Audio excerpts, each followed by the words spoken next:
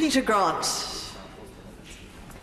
Thank you, Madam Deputy Speaker. I'm grateful for the chance to sum up in this debate. And I suspect, Madam Deputy Speaker, even were it not for your request for brevity, I don't think my voice would last much longer than the few minutes that I have. I don't know if the sponsors of the motion intend to divide the House tonight in this. I think it would be a mistake. I think everybody's going to support it with the possible exception of the Minister. There have been rumours that would artificially force a division. I'm not sure that this would be the right occasion to do that. Last week, the right honourable member for, I'm sorry, I can't remember his constituency from the DUP, reminded us that three of the main tenets for a tax system were certainty, fairness and convenience. I think another one is that the tax has got to be mandatory. If it's too easy to dodge the tax, then it ain't going to work. There is a distinction, and one of the recent speakers highlighted it, between, I suspect, the vast majority of the 50,000 people we're talking about, who were maybe naive, maybe they made the mistake of trusting too much the professional advisers because they thought they were supposed to be able to trust them, who may be mildly culpable, but certainly weren't culpable to the extent that they deserve to go through the stress that they're going through now.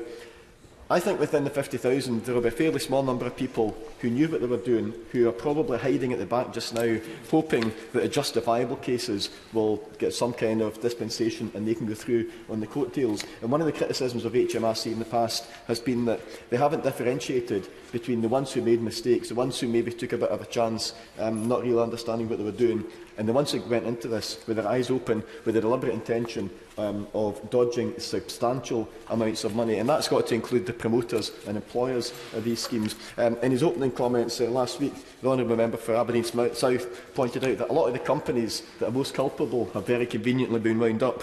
The people who set them up have not been wound up. They're still there. They can still be traced, running similar schemes in similar companies. And one of the things that I think the independent inquiry that's clearly needed should be able to do would be to look into whether there's a case for lifting the usual veil that separates limited companies from those who run them. If a company director is found guilty of personal misconduct, then sometimes the company director can be held liable for the wrongdoings of the company, despite the fact that legally they're two different persons. And it might well be that's something that has to be looked at on this occasion. I think there are three questions that have to be asked, and that's quite a task for HMRC, because I'm asking them to do this for each one of these 50,000 people, so that each one is looked at on the merits. First of all, was a tax liability properly and legally established at the time?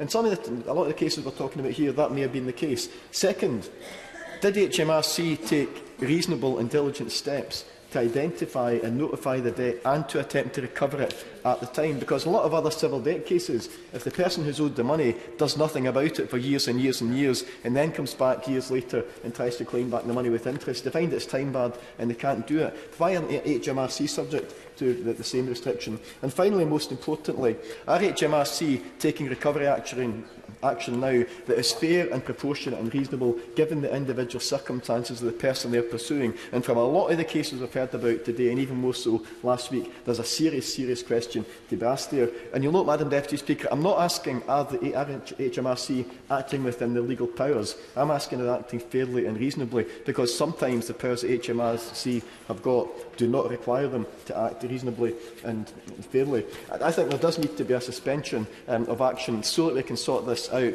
I can't at this stage support a full amnesty, because I think an inquiry will identify who are the people that should be held to account for this, the people who should be paying back substantial amounts of back tax. So at this stage I wouldn't be able to support the full wording of the EDM that asks for an immediate amnesty, but that may well come once we've dealt with the people who are not a couple of £1,000s, not the people that were on £30,000 a year, who are most of the cases we're talking about here, the people who set up companies who were raking in profits of £1 million a year and paying hee-haw in tax. They're the people that HMRC should be going for. And I think if HMRC did their job and did that, we'd find that the amount of money that was recovered would be a significant proportion of the total that are now pursuing 70 of my constituents and 50,000 of our collective constituents for.